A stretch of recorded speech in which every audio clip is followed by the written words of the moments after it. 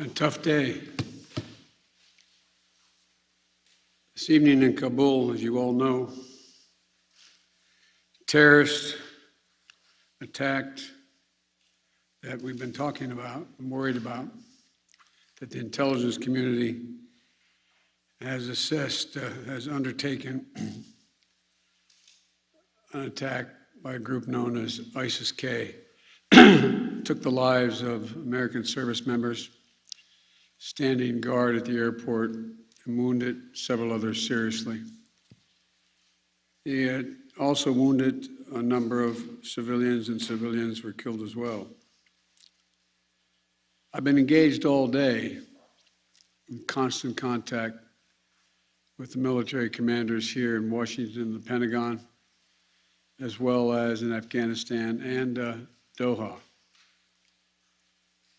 And my commanders here in Washington in the field have been on this with great detail, and you've had a chance to speak to some so far. The situation on the ground is still evolving, and I'm constantly being updated.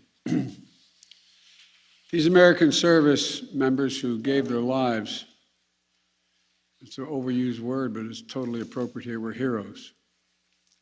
Heroes who've been engaged in a dangerous, selfless mission to save the lives of others. They're a part of an airlift, an evacuation effort unlike any seen in history, with more than 100,000 American citizens, American partners, Afghans who helped us, and others taken to safety in the last 11 days. Just in the last 12 hours or so, another 7,000 have gotten out. They were part of the bravest, most capable, the most selfless military on the face of the earth. And they're part of simply what I call the backbone of America. They're the spine of America, the best the country has to offer. Jill and I, our hearts ache, like I'm sure all of you do as well, for all those Afghan families who lost loved ones, including small children, or been wounded in this vicious attack. And we're outraged as well as heartbroken. Being the father of an Army major who served for a year in Iraq, and before that was in Kosovo as a U.S. attorney for the better part of 6 months in the middle of a war. When he came home after a year in Iraq, he was diagnosed, like many, many coming home, with an aggressive and lethal cancer of the brain. We lost. We have some sense, like many of you do, what the families of these brave heroes are feeling today. You get this feeling like you're being sucked into a black hole in the middle of your chest. There's no way out. My heart aches for you. But I know this. We have a continuing obligation, a sacred obligation to all of you, the families of those heroes. That obligation is not temporary, it lasts forever. The lives we lost today were lives given in the service of liberty, the service of security, the service of others, in the service of America. Like their fellow brothers and sisters in arms who died defending our vision and our values in the struggle against terrorism, of the fallen this day, they're part of a great and noble company of American heroes. To those who carried out this attack,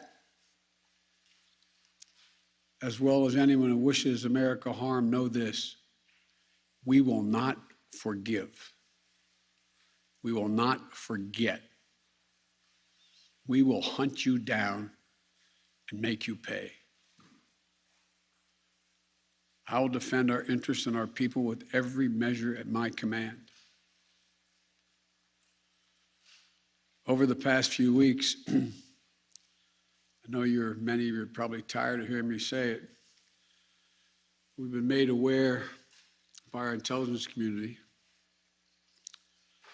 that the ISIS-K, an arch enemy of the Taliban, people who were freed when both those prisons were opened, has been planning a complex set of attacks on United States personnel and others. This is why, from the outset, I've repeatedly said this mission was extraordinarily dangerous, and on why I've been so determined to limit the duration of this mission. As General McKenzie said, this is why our mission was designed, this is the way it was designed to operate under severe stress and attack. We've known that from the beginning. And as I've been in constant contact with our senior military leaders, and I mean constant, round the clock, and our commanders on the ground and throughout the day, they made it clear that we can and we must complete this mission, and we will. And that's what I've ordered them to do. We will not be deterred by terrorists. We will not let them stop our mission. We will continue the evacuation. I've also ordered my commanders to develop operational plans to strike ISIS-K assets, leadership, and facilities. We will respond with force and precision at our time, at the place we choose, in a moment of our choosing. Here's what you need to know. These ISIS terrorists will not win. We will rescue the Americans who are there. We will get our Afghan allies out, and our mission will go on. America will not be intimidated, and I have the utmost confidence in our brave service members who continue to execute this mission with courage and honor to save lives and get Americans, our partners, our Afghan allies out of Afghanistan. Every day when I talk to our commanders, I ask them what they need. What more do they need, if anything, to get the job done? As they will tell you, I granted every request. I reiterated to them today on 3 occasions that they should take the maximum steps necessary to protect our forces on the ground in Kabul. And I also want to thank the Secretary of Defense and the military leadership of the Pentagon and all the commanders in the field. There has been complete unanimity from every commander on the objectives of this mission and the best way to achieve those objectives. Those who have served through the ages have drawn inspiration from the book of Isaiah, when the Lord says, "Whom shall I send?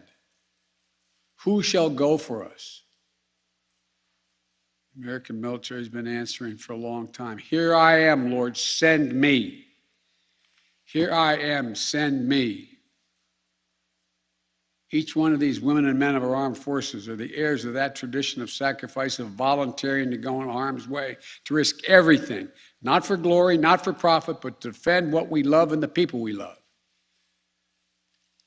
And I ask that you join me now in a moment of silence for all those in uniform and out of uniform, military and civilian, who have given the last full measure of devotion.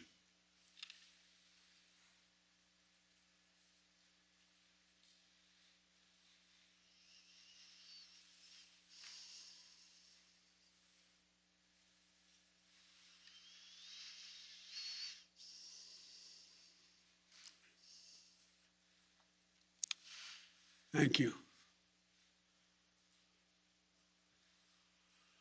May God bless you all, and may God protect the troops and all those standing watch for America.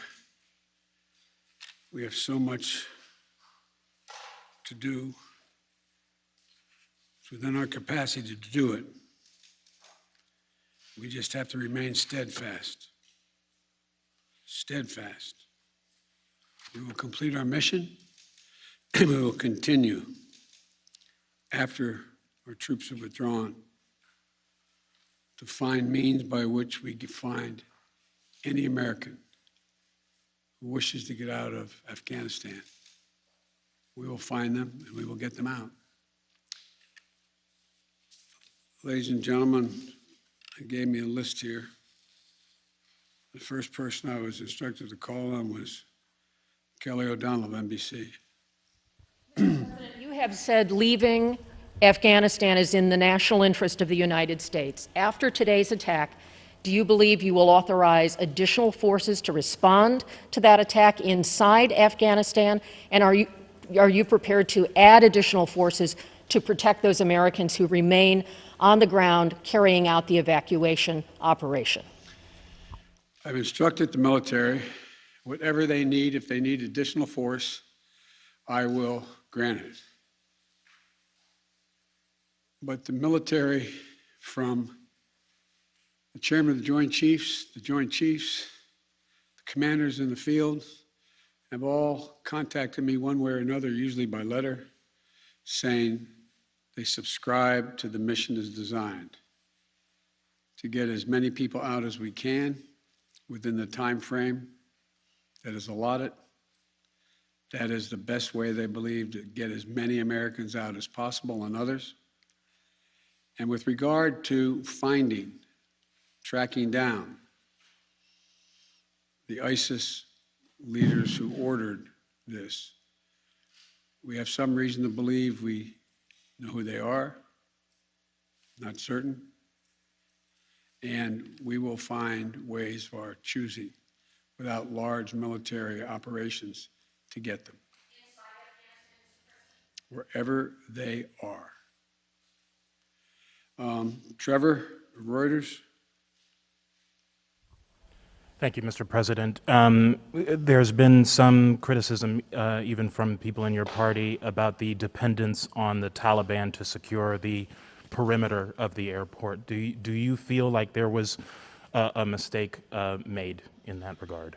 No, I don't. Look, I think General McKenzie handled this question very well. The fact is that we're in a situation, we inherited a situation, particularly since, as we all know, that the Afghan military collapsed 11 days before, in 11 days, that it is in the interest of, as McKenzie said, in the interest of the Taliban,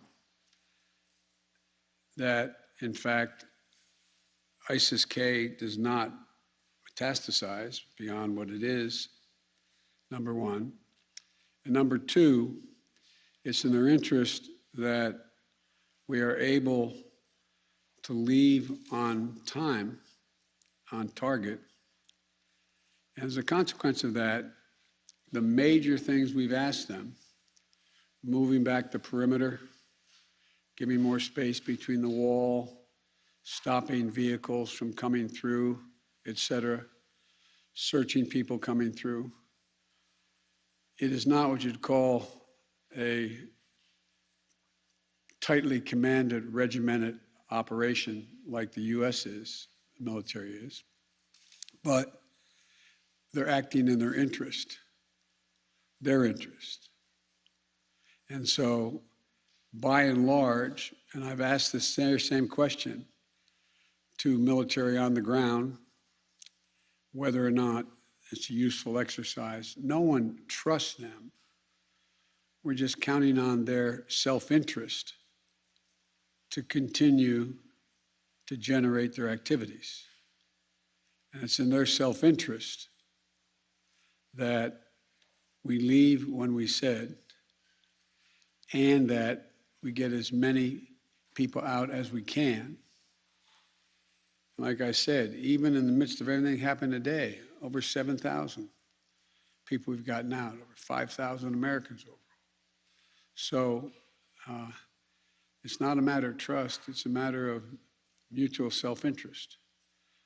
And, but there is no evidence thus far that I've been given as a consequence by any of our commanders in the field that there has been collusion between the Taliban and ISIS in carrying out what happened today, both in front of the hotel and what is expected to continue for beyond today.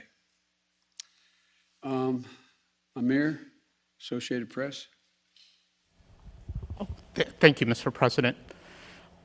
You have spoken, again, powerfully about your own son and the weight of these decisions.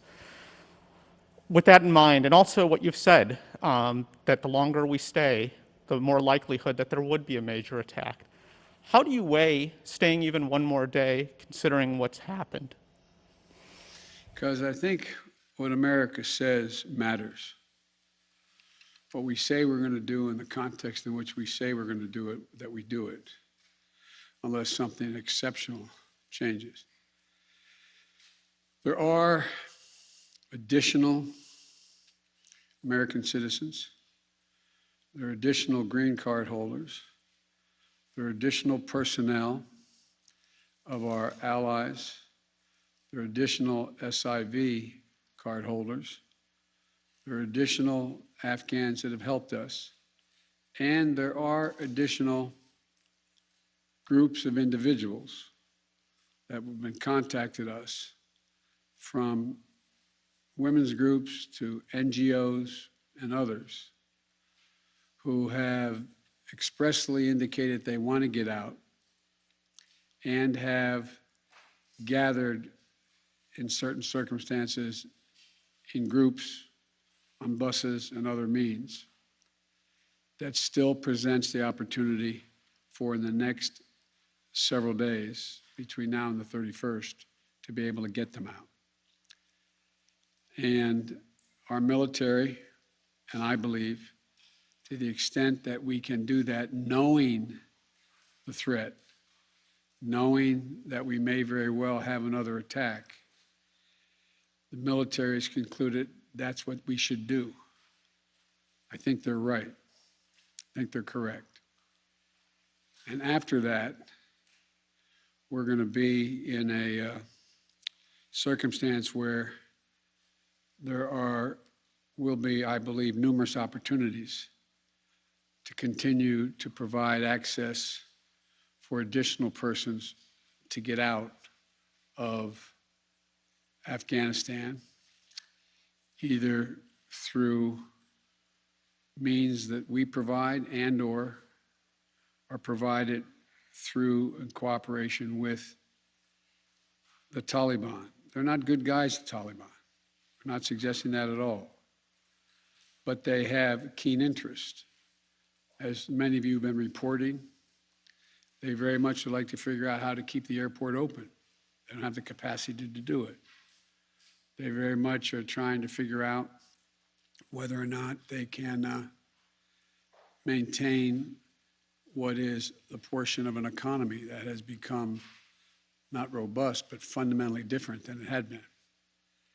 And so there's a lot of reasons why they have reached out, not just to us, but to others, as to why it would be continued in their interest to get more of the personnel we want to get out. We can locate them. Now, there's not many left that we can assess that want to come out. There's some Americans we've identified, we've contacted the vast majority of them, not all of them, who don't want to leave because they're dual nationals, they have extended families, et cetera. And there's others who are looking for the time. So that's why we continue. I'll take a few more questions, but you, sir. I wanted to ask but you, that's okay. you say that what America says matters. What do you say to the Afghans who helped troops who may not be able to get out by August 31st? I say we're going to continue to try to get you out. It matters. Look, I know of no conflict, as a student of history, no conflict where when a war was ending, one side was able to guarantee that everyone they wanted to be extracted from that country would get out. And think about it, folks. I think it's important. I know the American people get this in their gut.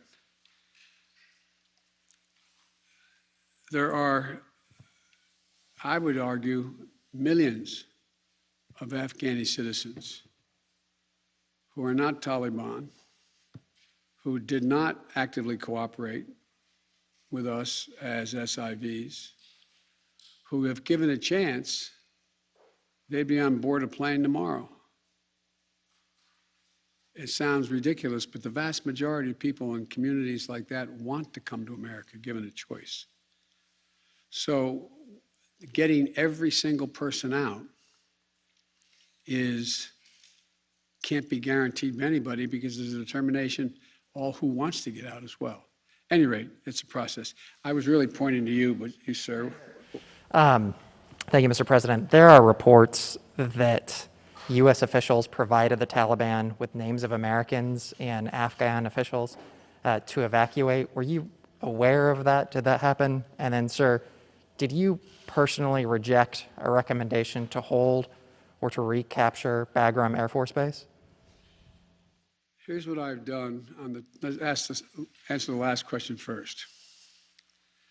On the tactical questions of how to conduct an evacuation or a war, I gather up all the major military personnel that are in Afghanistan, the commanders, as well as the Pentagon. And I ask for their best military judgment. What would be the most efficient way to accomplish the mission? They concluded, the military, that Bagram was not much value added, that it was much wiser to focus on Kabul. And so I followed that recommendation.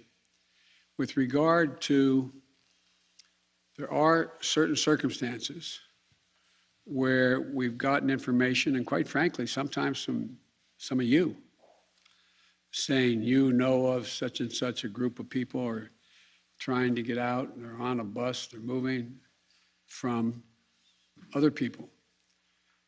And this is their location. And there have been occasions when our military has contacted their military counterparts in the Taliban and said, this, for example, this bus is coming through with X number of people on it, made up of the following group of people. We want you to let that bus or that group through. So yes, there have been occasions like that. And to the best of my knowledge, in those cases, the bulk of that has occurred, they've been let through. But I can't tell you with any certitude that there's actually been a list of names. I know there may have been, but I know of no circumstance. It doesn't mean it didn't exist. That here's the names of 12 people, they're coming, let them through. It could very well have happened. I'll take one more question. Wait. Let me take the one question from the most interesting guy that I know in the press. That's you. Mr. President, there had not been a U.S. service member killed in combat in Afghanistan since February of 2020. You set a deadline, you pulled troops out, you sent troops back in, and now 12 Marines are dead. You said the buck stops with you. Do you bear any responsibility for the way that things have unfolded in the last 2 weeks? I bear responsibility for fundamentally all that's happened of late. But here's the deal. You know, I wish you'd one day say these things. You know as well as I do that the former president made a deal with the Taliban that he would get all American forces out of Afghanistan by May 1. In return, the commitment was made, and that was a year before. In return, he was given a commitment that the Taliban would continue to attack others, but would not attack any American forces. Remember that? I'm being serious. No, I'm asking you a question. Because before... No, wait a minute. I'm asking you a question. Is that accurate, to the best of your knowledge? What? I don't think it's the issue that, do you think that people have an issue with pulling out of Afghanistan or just the way that things have happened? I think they have an issue that people are likely to get hurt. Some, as we've seen, have gotten killed, and that it is messy. The reason why, whether my friend will acknowledge it always reported it. The reason why there were no attacks on Americans, as you said, from the date until I came into office, was because the commitment was made by President Trump, I will be out by May 1st. In the meantime, you agree not to attack any Americans. That was the deal. That's why no American was attacked. A few days ago, you said you squarely stand by your decision to pull out. Yes, I do, because look at it this way, folks, and I have another meeting for real.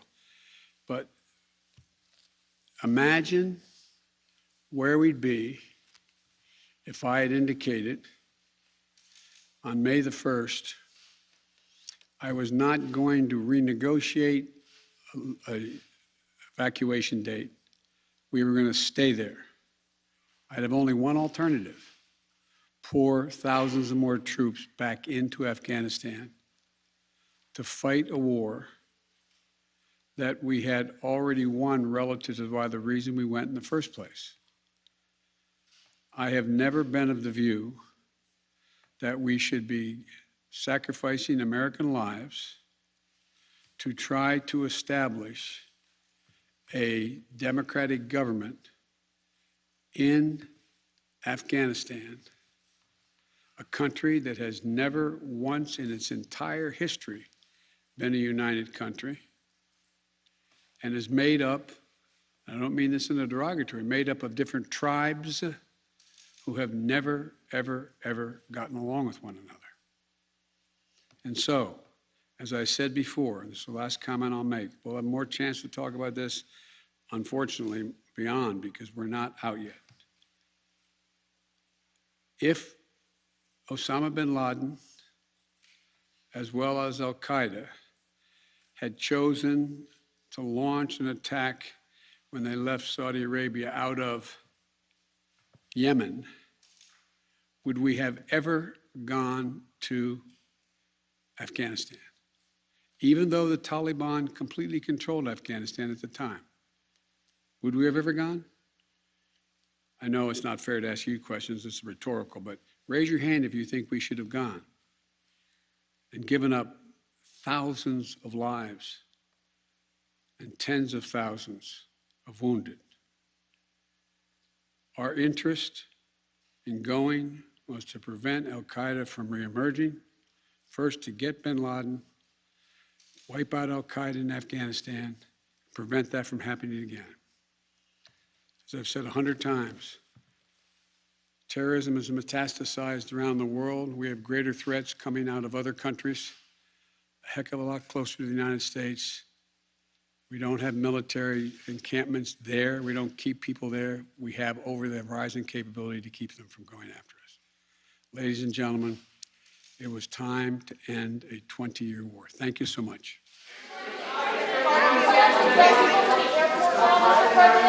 What is the plan to get to the Taliban as the government?